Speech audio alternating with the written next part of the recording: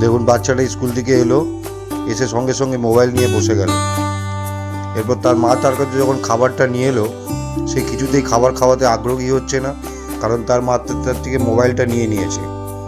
এবার যখন মোবাইলটা দিল, তারপর সে খাবারটা নিল এবং সে খেতে শুরু করলো।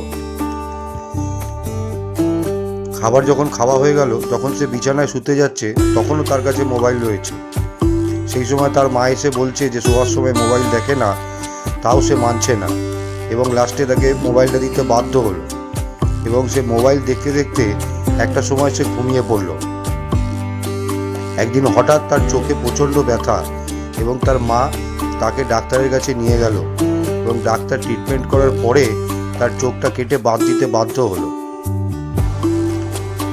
এরপর তাকে যখন আবার মোবাইলটা দেওয়া হচ্ছে, তখন সে আর মোবাইল নিচ্ছে না এবং স্কুলের অন্যান্য বাচ্চাকেও যখন মোবাইল দেওয়া হচ্ছে, সেই ভিডিওটা দেখার পরে তারাও তখন আর মোবাইল নিতে চাইছে না। সবাই মোবাইল দেখতে ভয় পাচ্ছে। এই বাড়ির বাচ্চাদেরকে ভিডিওটি দেখান।